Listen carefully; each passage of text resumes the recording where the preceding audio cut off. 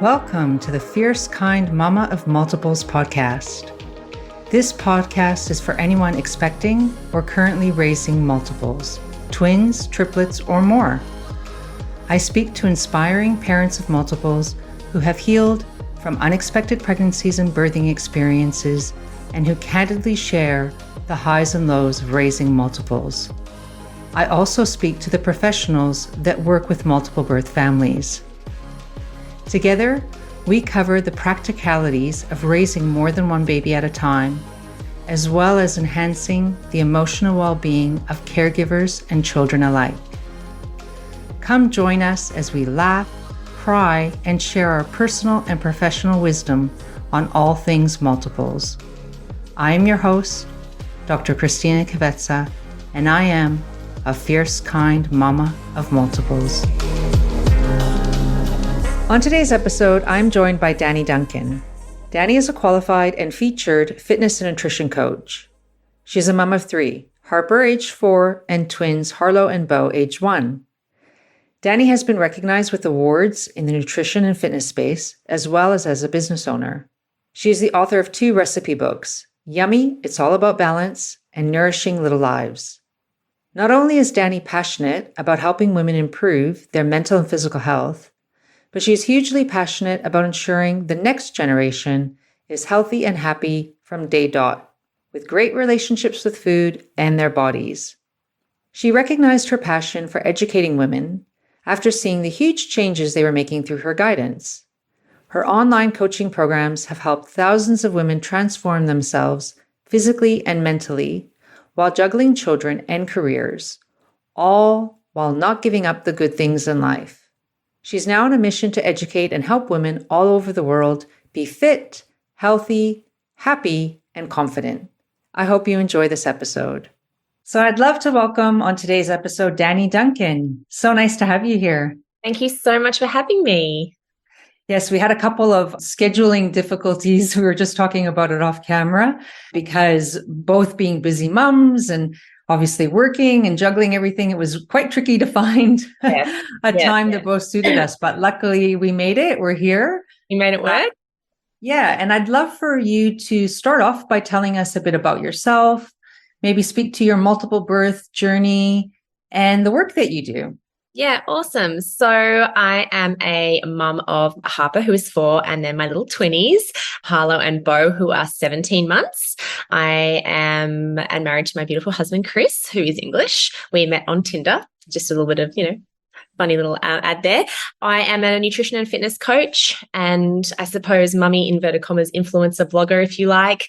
I'm a helper. I love helping women in the nutrition and fitness space. I love helping mums feel like women. One of my mantras is just because you become a mum doesn't mean you stop being a woman. So just really helping women, feel amazing post-birth and getting back into feeling themselves so they can be the best mother, friend, partner, and woman they can be. My other part of my job, I suppose, is I love helping women in other spaces as well from my experience through being a mother. So that could be anything to do with anything I've experienced through weaning, through sleep, traveling, all those sorts of things as well. I like helping women in all those spaces. So I'm a bit of a helper. My multiple birth journey. So we conceived Harper really easily. We did have a miscarriage before her, but then conceived her straight away. And it was, a really, I suppose, unremarkable pregnancy and pretty unremarkable birth. She was posterior and there was some, it was a long labor, but apart from that, it was pretty, unremarkable. And then when we decided it was time to have another baby, we thought, we'll have no problems. We're both fit and healthy. We'll get pregnant straight away. And that didn't happen. So after about probably 7 or 8 months of it not happening and a lot of tears, as you can probably imagine, we went and saw someone and I found out that my egg count was actually severely low. Our fertility specialist said, IVF is going to be the only way you're going to be able to conceive. And Chris and I had already discussed that wasn't going to be an option for us. Just personally, we wanted to spend that money if we were going to spend it on giving Harper the best possible life. So I said, was there anything else we could do? And he said, you could try ovulation induction, although if it doesn't work, you will just be wasting your eggs. So I said, look, we'll give it one shot. If it doesn't work, then we just are supposed to be parents of one, but let's give it a go. So we did ovulation induction. For those of you who don't know, is you basically start off the same as IVF. So you do all the injection treatment. We went to the doctors and he said, oh, yes, you've got one great follicle. Oh, and I can see another one behind. Make sure you don't release an egg from both follicles. And I was like, what do you mean? He's like, well, if you double egg drop, then you'll have twins. And I was like, oh, okay, well, we won't do that. Anyway, we got told when to have sex. Then we did a trigger shot and I got my blood test done. My mum's a doctor and she said to me, oh, that's very high readings, Danni. And I was like, what do you mean that's high readings? And she was like, oh, usually we think that that's twins. So it'll be interesting to see what your fertility specialist says when you go back. We were in Canberra at the time, back to Melbourne. So we went at 6 weeks for our fertility checkup. And yes, I said as I was lying down on the table, oh, my mum thinks it's twins. And he was like, well, she's right. Oh, And two little things were there on the screen. mom always knows. Yes, she did. She totally, I think in my gut as well, I also knew, I don't know about you, but like, I feel like I was like, I know it's coming. And oh, wow. yeah, so I burst into tears. Yes. Not happy tears, unfortunately, initially. I'm not sure. And most of our multiple moms probably feel the same. It's quite daunting. I'm not the biggest person either. I am a fitness coach. My body is my business card and what I use every day. And I had only ever heard terrifying stories. You know, it's uncomfortable. You get huge preemie births, you know, all the negative things. So very much was scared. After about 2 weeks, we kind of came to terms with the fact that, yeah, we were having 20s, and I felt very grateful, especially because we got told potentially we wouldn't have it anymore. So it was great. And I trained throughout most of my pregnancy. A little story, we got told we were having 2 boys at 12 weeks. And then I had a dream at 16 weeks where there was a little girl in the dream. And then we found out, yes, actually there was a little girl. So my obstetrician had got it wrong. So I had already thrown away all of Harper's clothes. That's okay. Oh, geez. Yes. And now we had a girl and a boy. But yeah, I really enjoyed my twin pregnancy much more than my pregnancy with Harper. I understood my body more, understood what was going on with my body more. As I said, I trained, and I think we're going to talk about that later, training through pregnancy, especially with a multiple, but it was a bit different about how I had to train and what I did. And I did stop much earlier. I went to the gym the day I went into labor with Harper, but I had stopped training a few weeks before with the twins. And then my birth, I was scheduled to be induced at 37 weeks with my obstetrician suggesting I have an epidural just in case for some reason I have to have a cesarean as well. And he said I was a perfect candidate for a twin vaginal birth. So I got induced on the Wednesday, all was going well. My little boy came out, 3 pushes, beautiful, calm birth. Then my little girl, unfortunately, didn't. She got stuck. She put her back and bumped to my cervix, and I was rushed down for an emergency cesarean with her. So had both the births. She also then came out low birth weight, which we weren't expecting. We had an appointment a few days before, and she was measuring what my obstetrician thought was 2.5 kilos, which is a great birth weight for a twin. And she came out at 1.8 kilos. So straight into an incubator for her and into special care. Yeah. So that was really, really tough as well. Absolutely. Yeah. And then I spent a few weeks in special care. Yeah, before we got to take them home. Yeah. What an amazing journey. And, you know, there's a few things there that I think we could expand upon. And I guess one thing that maybe some listeners aren't aware of, and I myself don't know a lot about it either, ovulation induction. So does that automatically increase the chances of twins when that happens? Yeah, so when you're doing the initial injections, you are basically trying to stimulate the follicle production, and our eggs come out of our follicles. So the chances of producing more than one follicle is higher because you're inducing that follicle production. I see. Yeah, you're kind of encouraging it. Exactly. And so not everyone can produce more than one follicle. They just want one healthy follicle. Yeah, he said there's another one sitting behind, which was still a pretty healthy size. And I obviously have released an egg from both follicles, which doesn't always happen either. And then, of course, you've got to then rely on the sperm from 2 sperm, going into each egg. So, yeah. And so then you found out you're having twins, and that initial shock, I suppose, or you said you knew, though, you had some kind of, like, it was there was something different about it. Could you talk a bit more about that? Yeah, I suppose after seeing the numbers and mum saying it, and I think in the back of my head, the doctor saying, "Oh, you've got the 2 follicles." And Yeah. the day that my period was due, so the day we got found out and did the test, I was doing a Figure Babes workout, which is my online platform, and I suddenly felt really dizzy, and I was feeling quite ill, and I was like, I was not like this with Harper. Like I didn't feel ill for quite a few weeks on the pregnancy with Harper, and I remember saying to Chris before we did the pregnancy test, I am like not feeling good. Like this is way stronger, you know? So Yeah. yeah, yeah, So that was a sign to you. Yeah. Yeah. yeah, yeah. And you also spoke about, the exercise kind of regime that, your training workouts Yeah. had to be a bit different, or at least they didn't, you didn't go for as long. Could you speak a bit about that? What was, because you've had the experience of both. I think not every woman has that. Like myself, I've only had twins. I haven't had a singleton. So I don't know any different. For me, the pregnancy was, full on and lots of changes. I remember actually, I might have been at 28 weeks gestation. I think I told the obstetrician, because I had different obstetricians. I went through the public system and saw kind of different doctors all the time. But there was this one that I saw a few times. I remember saying to her, had mentioned that I was doing spin classes. Yeah. The look on her face, her jaw just kind of dropped, and she was like, "Is that something you were doing before the pregnancy? Like, this isn't new. You haven't just taken this up, have you?" Like it was, you could see like all the, she was all worried about what this could potentially mean. Yeah. So, and because I don't know any different, I don't know if I was pregnant with a singleton, if I would have exercised differently. Right. Yeah, So I guess you've had that experience, and you also are obviously trained, and you have, your fitness coach. So what was that like? What was the difference for you? It's a really good question, actually, because I did all my study for fitness after I had Harper, right? So even though I was into fitness and I was training myself, and I've been training for years, when I got pregnant, because I just had a miscarriage as well, my obstetrician had specifically asked me not to run. He's like, "I don't think you should run this pregnancy. You just had a miscarriage." Now, knowing that now, I should have just run. I was running for ages. It made me feel good. I actually could have kept running. I didn't miscarry because I was running. Running won't make you miscarry. I could have continued running, but I did stop running with Harper and continued. Now, the general advice is if you've done it before you got pregnant, you can continue doing it. So just like you were told, do not start spin class when you get pregnant. And the other general advice is they used to talk about heart rate a lot, but basically, can you hold a conversation? We don't want your heart rate getting too high, because it's taking blood away from the placenta, right? We want all our blood going to the placenta to create a healthy baby. If we're getting our heart rate too high and we're puffed and out of breath, we're basically taking blood away from the placenta and just, to help our muscles move, right? And for our heart. So that's sort of the general advice. So with Harper, I did keep training. I stopped some things like overhead squat presses and things. So no weights above your head. I didn't want to put any extra pressure on, my belly and my placenta and all those sorts of things. But as I said, I did feel comfortable to train all the way up to, I had Harper at 39 weeks. I didn't have any pelvic pain with Harper. Gosh, having a singleton after twins would be like a dream.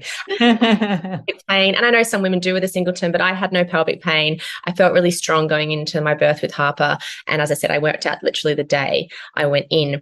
With the twins, I did continue running. As I said, I am a runner. I love running. It helps my mental health, but it is just about slowing down. So really slowed it down to a really slow jog, being very aware that if I was out of breath, I needed to stop. Same thing with the weights and things like that. So no overhead weights, nothing too heavy. You don't want to put any stress on that. And then with the twin pregnancy, which changed, was I did start getting quite a bit of pelvic and ligament pain from just carrying 2 babies. Yeah. Yes.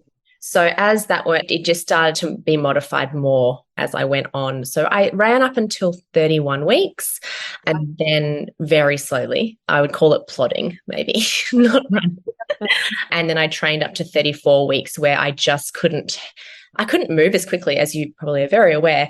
I was so big at 34 weeks that, I couldn't get up and down off the floor to do exercises with the girls. I couldn't, lying on my back was almost impossible. Then rolling from side to side, you get ligament pain. So it was my body telling me it's time to stop. But, everyone has to listen to their own body. It's really important to stay strong during your pregnancy. It'll help you in so many ways. It'll actually help your energy levels. Of course, when you're pregnant, you do get more tired, but moving releases endorphins. It actually helps your energy levels. It's going to keep you mentally strong as well as you face, what's about to become a really daunting time in your life. It's going to prepare you for birth. Whether you're having a cesarean or a vaginal birth, you need to be strong. And then it's going to help your recovery so much as well. There is so much to do after birth, caring for children and especially twins, that the last thing we want to really have to think about is, oh, now I have to start from scratch. Yeah. You can already be strong and in a good place then. It's going to mentally help you as well. It's going to keep you mentally stronger. It's going to help you feel your best so that you can then be, the best mother possible. And your coping mechanisms increase as well. So it was a different pregnancy. Yes. Yeah. Yes. But I think that's wonderful advice, because I think what I'm hearing you say, and you can correct me if I'm wrong, but it sounds like you're saying it's not too late. Like, even if you're not someone who has been into fitness, it's important to maybe to move your body during pregnancy, because that does help you stay physically and mentally strong. Yeah. And able to, obviously, if your doctor has advised that you cannot for whatever reason. I mean, I know a lot of twin pregnancies, you get that shortened cervix, and unfortunately, some people rest. Bed rest, exactly. But if you are able to, 100%, it isn't too late. And I have during my pregnancy with the twins, I filmed my pregnancy workout program, Fit by the Figure. And then when I was postpartum, I filmed the postpartum part of it. So even if you haven't trained a lot before, it is really simple body weight exercises that you can do. And I give options as well. So, there's always something if you're moving your body.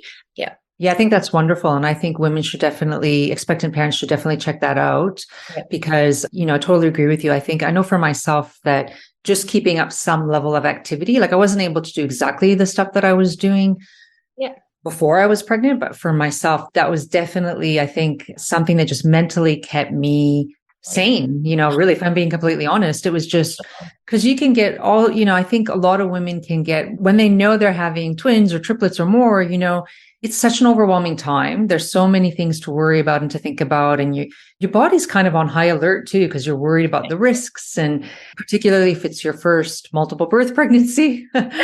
So, because I know there are some people who've had a couple of sets of twins and things like that. But if it's your first, you are, I know I was anyway, I was pretty much on high alert, really worried about what could happen. Right.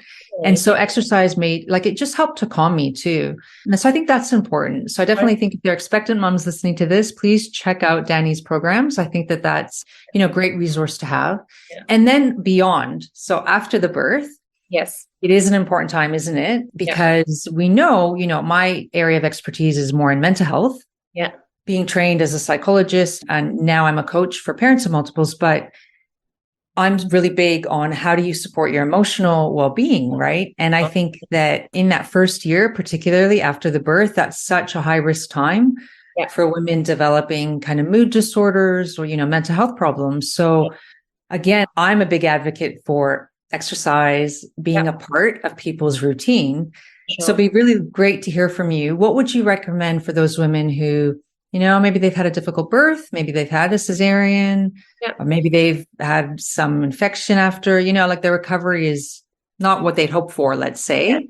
Yeah. What would you recommend to them about getting back into exercise or even starting exercise? Yeah. I mean, I think number one is, first of all, you need to let your body recover. You don't want to get worse. So you need to follow the advice of your doctor, and it's really important to go and see a women's health physio.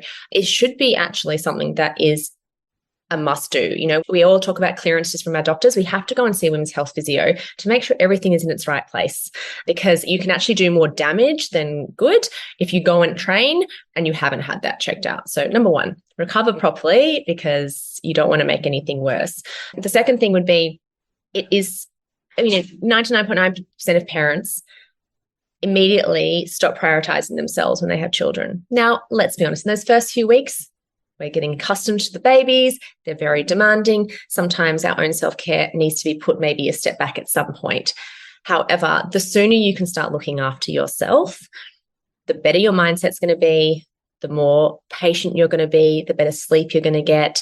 As I said before, your coping mechanism is going to be better. So the sooner you can get back in, when I say sooner, as soon as obviously you're cleared and feeling, up to it, the better you're going to feel. And I see women probably similar to you when they're probably at the end of their tether.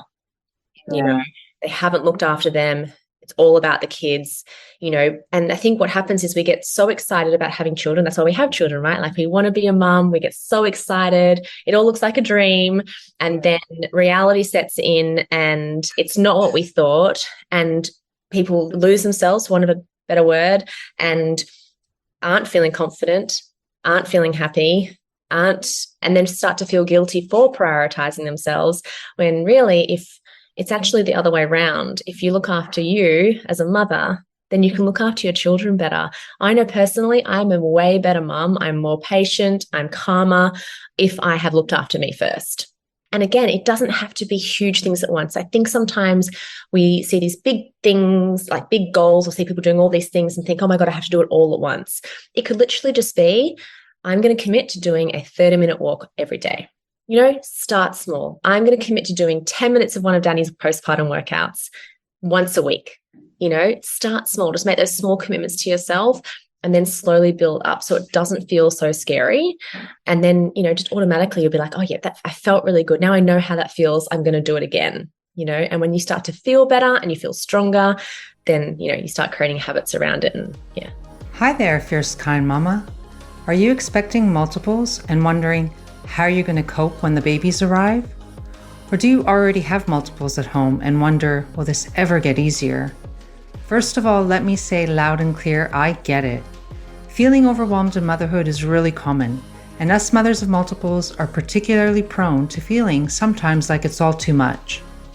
I know for myself that becoming a first-time mother to twins at the age of 40 was a huge adjustment, physically and psychologically.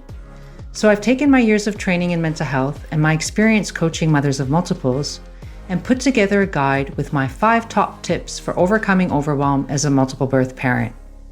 This guide is free, of course, and it doesn't matter what age multiples you have. You may be pregnant, or your multiples might have already left home. The principles apply to all parents of multiples. And because I know you're short on time, I've broken down the tips into easy-to-read chunks that you can begin implementing straight away. You can get your free copy now by signing up at my website, fiercekindmama.com. Yeah, there's that flow-on effect, right? And I think we can get overwhelmed by the big picture. Like if we're thinking, oh, I have to shift, 10, 20 kilos. I need to drop 10, 20 kilos. And we have that as the main goal. Really? I think that can be really, for some people, that can be really overwhelming because that takes a lot of work and that takes time too. And a lot of consistent effort, and that can be hard for people, I think. And I don't know if this is your experience, if this is one of the biggest challenges you find is that sometimes people have that initial motivation, but then when that motivation drops off, like, it's cold and rainy. I don't want to get out of bed. I don't want to set the alarm. I don't want to, go to the gym or whatever it is. Yeah. Then motivation kind of doesn't mean anything anymore. Like it kind of goes out the window. You need something else to rely on, right? To get you past. And I think that having those small goals can be really helpful. What are some of the, because you speak to thousands, you've worked with thousands of women in your coaching programs. And what are some of the objections you hear most often? And if you have any that are specific that you've heard from multiple birth parents, I'd love to hear them. But what are some of the objections you hear most often around, why people can't exercise or get their nutrition under control or whatever it might be that you're helping them with? Yeah. I mean, the most common one I hear is time. I don't have time. And it's just about making time. Everyone has time. It's just about making time. And sometimes something else has got to give and what that looks like. For me, I'm an early riser. It's the only time that I get to be by myself, yes. And fit it in. And once I filled my cup of a morning, I then start the day. I start the day feeling nourished and full of energy and ready to tackle anything thrown at me. So, I know especially new mums are like, getting up early, I'm already up 5 times a night. I totally get that as well. It doesn't have to be a morning, but making time. And I think sometimes, again, kind of like the weight thing, it can be overwhelming being like, I don't have an hour and a half. You don't need an hour and a half. You need 30 minutes, 30 minutes, just schedule 30 minutes, pop your baby in a bassinet, do whatever you have to do. Like I've done workouts with my babies since they were, literally in bassinets and they're climbing all over me sometimes in my workouts, just half an hour, that's all you need. So time is one. Being tired is the other one. Yeah. The tired thing. So I have done a sleep training program with my kids because it's really important for me that my kids were good sleepers so that I could get good sleep. So we have done the work so that my kids sleep really well. But I always say to be a good morning person, you've got to be a good night person. So, if that means you have to go to bed when the kids go to bed and forfeit a TV show or what, or scrolling on Instagram, go to bed when the kids go to bed. But I think people forget that moving your body actually creates energy. When your blood starts pumping through your body and into your brain and oxygen into your brain, it actually makes you more awake and gives you more energy. So remembering that as well. Yeah. And the third one would be, oh, my kids are always around and I can't get to a gym. Well, I've solved that problem. So yes, I have my pregnancy and postnatal workouts, and then I have the Figure Babes as well. And yeah, if you ever join the Figure Babes, you'll see my kids jumping all over me at various stages. So yeah. There's definitely what I'm hearing you say. There's definitely workarounds, and sometimes it does require us to be a bit creative. I can definitely think, I think lockdown probably helped with that too, right? Because gyms were closed for so long, but people did have to get creative and think, how can I work out at home? And I remember, my kids were at home and I'm lucky that we had 2 levels. So we had like a downstairs and upstairs. And so I'd wait for my partner to finish work. And then we kind of take team, and he would look after the kids. And I would go downstairs and I'd have all my little gym equipment that I kind of gathered from, where I could find stuff at the time, whatever I could get my hands on. I just, but I did that because not necessarily because I had a goal that I was working towards or anything like that, but it was more like that was my time. Yes, 100%. That was my time and my space. And that really helped. I do think, another point that you raised about being tired. Yeah. I think that's a really good point because yes, I still struggle with that now, and my twins are 6. So I do think that sometimes there's never going to be a good time. Like, you're never going to have the optimal conditions where you're feeling completely 100% into it and you're feeling 100% energetic. You kind of just, I almost see it as having like maybe, I don't know, green, amber, and red days, where maybe the red days are days where you just like, you go in and you do it, the workout, but that it's just, you kind of just went through the motions. It's not your greatest workout ever. You kind of just did it because you had to show up. Totally. Amber might be, you made some improvements. It wasn't your best workout, but you did it, right? And you made some improvements on maybe a couple of exercises or something. And green, it's like when you're feeling great and the workout was like the best workout you've ever had, right? Yeah. I say discipline is doing motivation is doing something when you want to do it, right? Yeah. It's doing something even when you don't want to do it. And it's discipline and consistency that creates habits. And then once you create the habit around it, then on those red days, you still get it done. Yes. So you still get it done. And it doesn't have to be perfect. You just have to show up. Yeah. It's not every day is going to be a green day, And I have those days. Some days I get up at 5 and I'm like, this is going to suck. Do it anyway, because it's going to make you feel better. And Yeah. And I think that's the point, right? So you might not feel good now, but the exercise is designed to over time, not necessarily straight away, but then sometimes you do feel good straight away after, but over time it does help to build that energy and to make you feel better. So it's kind of sometimes necessary to think of it as a long-term thing, isn't it? Yeah. And that's the thing. You said before, and people have these big goals around fat loss, and it's something I talk a lot about. You've probably noticed I haven't actually talked about a number on a scale or kilograms because sometimes that unfortunately is the focus. Like I need to lose 20 kilos. Whereas actually, if you focus on the journey, okay, what am I going to do? The small things. I'm just going to show up 5 days a week. I'm going to walk every day. I'm going to drink my water and nourish my body. If you just do those things consistently, then the fat loss will come. Yes. It's going to take time. And I think that's people get impatient. If you do have 20 kilos to lose, that might take you 18 months. Yeah. It's not going to happen in 8 weeks. I think that's what you said before. People, when they the motivation goes and they don't have the discipline and they don't see the results straight away or any sort of change, and they go, well, why am I bothering? Yeah. Whereas if you just stop focusing on the number and just focus on doing all the things and have patience and keep going on those rainy days, on those red days, and those tired days, just keep showing up for you, not for anybody else, but for you, the fat loss will come. And you'll start to feel better, and then your discipline will improve, which means your motivation will improve. Yeah. Yeah. I think that's a really lovely point. It's not necessarily the outcome, it's the process and the journey. And it's about finding your why, like, why does this feel good to you? Why are you doing this? And I know for myself, like for me, exercise, it's kind of one of those things where it's changed a lot for me because, and I don't know if you could speak to a bit about this too, but like in my 20s and 30s, I used to love kind of doing those dancey kind of step aerobics. And I'd be that person, loving the complex choreography and singing along to the music.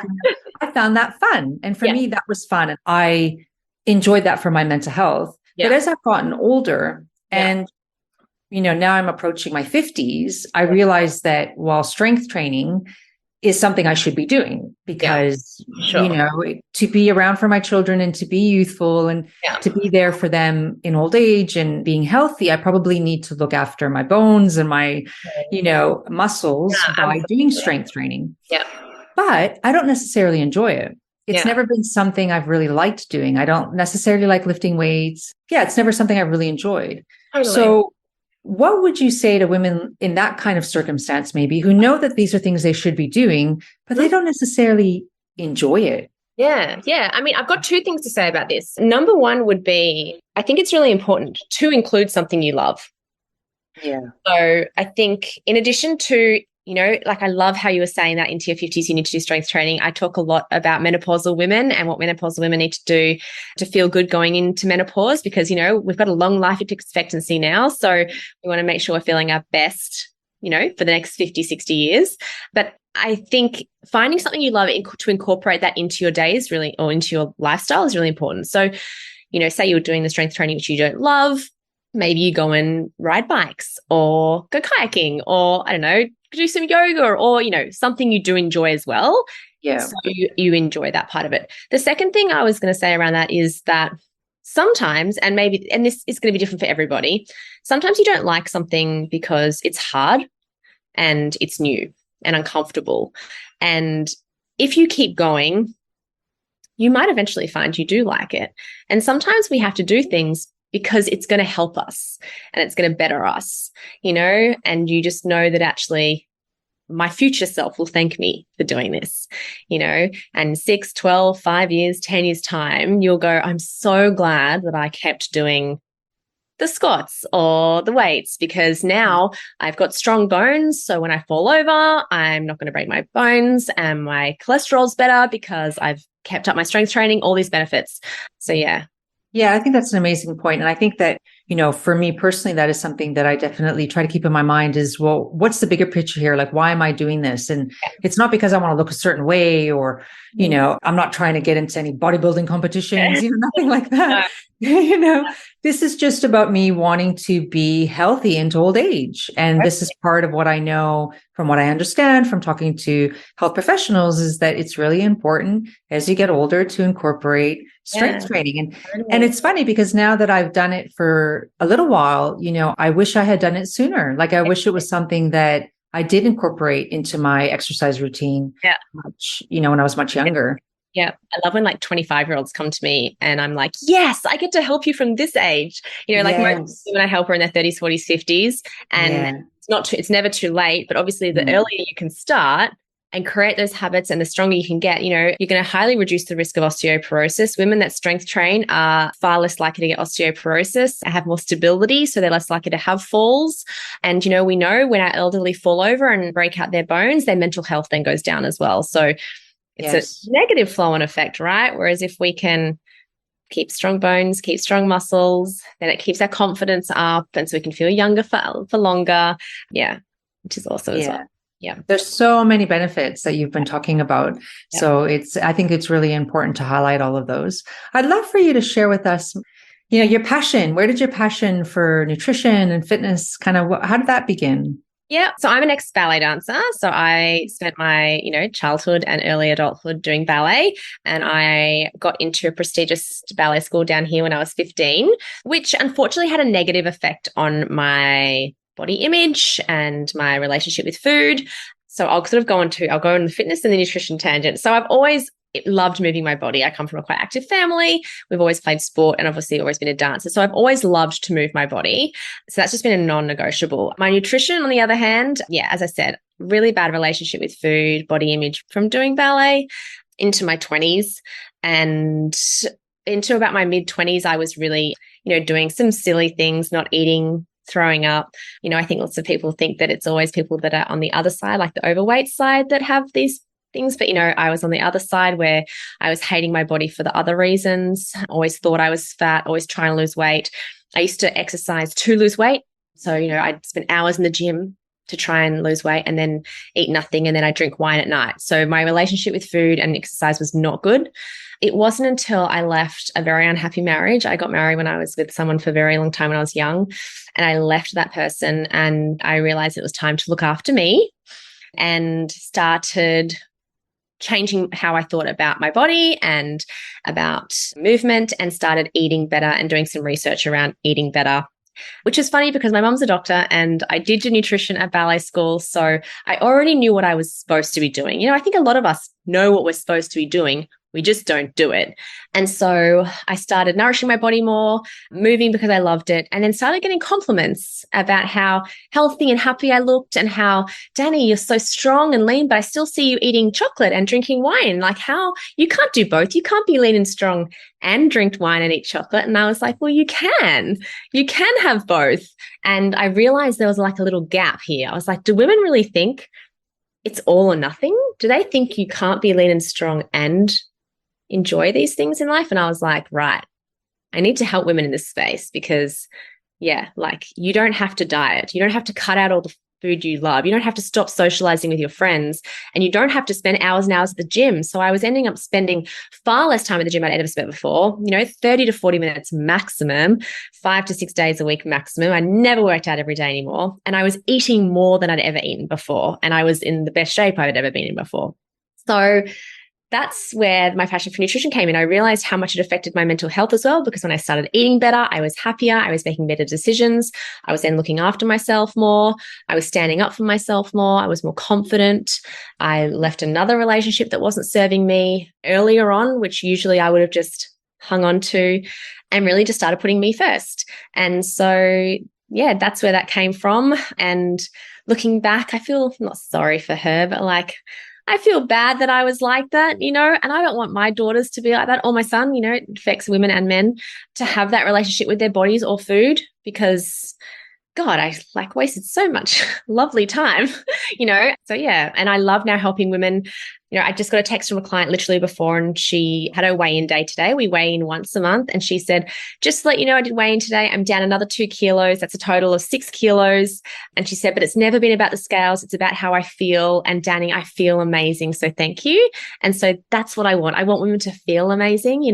She had burgers on the weekend with a couple of glasses of wine, and she still lost 2 kilos, and that's what I want. It's like my tagline. It's like all about balance, And so I absolutely love that. I love that, where you've come from, you sharing your journey, but also what you're trying to impart on future generations, really, and the knowledge that you're trying to empower women with, that it's not about, because many of us would know the diet culture and the fads, and, it's such a huge industry. A lot of people, I think, can come into they see a fitness coach and they're a bit skeptical, about what they can achieve. They might look at them and think, oh, but she's younger than me, or she's this, and she's she's got more help at home. Like, of course she can do it, and they make excuses, right? Sure. Or they think, that it's going to be about deprivation. Like, they're going to have to cut out things and they're not going to be able to enjoy their life. And they're going to have to, like you said, spend hours at the gym. Yeah. And you're living proof that none of that is true. None of that has to happen. We can have balance. We can enjoy life and still be healthy and exercise. We can eat well. Yeah. And in fact, the more we eat, if we're eating healthy, that actually fuels our workouts and helps us, and we feel better. And sure. And, we eat for 4 reasons, I say: nutrition and health. But socialization and enjoyment are the other 2 reasons. And it's super important that we make sure we are eating for all 4 of the reasons, because when most diets cut out that socialization and enjoyment factor, all you end up doing is binging, right? And you feel restrictive. And like you said, the diet culture that unfortunately a lot of our parents' generations had, that's what I'm dealing with. Women who said, my mum had me on a diet when I was 14. My mum's been on all these different diets, whether it's Jenny Craig, keto, like whatever it is, Not going, you don't have to actually do that. Yeah. So teaching and then hopefully imparting that onto our children so that we're not having to worry about those issues when they get older as well. Yes, I love that. Yeah. Well, I'd love to maybe end today's discussion with you giving us a little bit of a taste or an example of your programs and what people can expect if they sign up and, check out some of your programs that you have on offer. Would you have some time to just briefly talk about that? Yeah, absolutely. So I do group and private coaching. So I never call it a challenge. It'll always be coaching. I'm about educating and long-term sustainable habits. So no challenges here.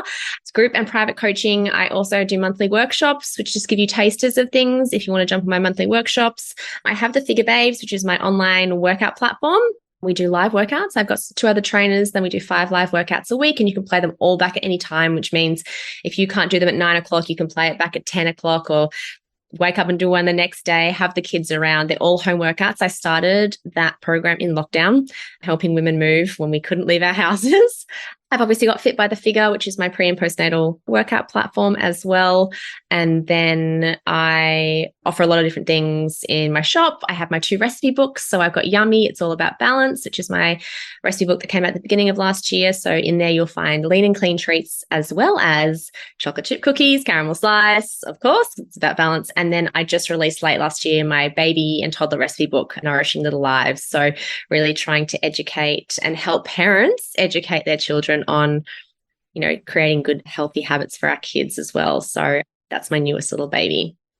Oh, wonderful. That's fantastic. And we'll definitely put the details of where people can contact you and find out about your services in the podcast show notes. Yeah, awesome. Thank you. Appreciate it. Yes. Yeah. Thank you so much, Danni, for agreeing to be part of this episode. I've really enjoyed this conversation, and I think you've given people a lot to walk away with and think about. And so I'm just so grateful for your time. No worries. It's been fabulous. Thanks for having me.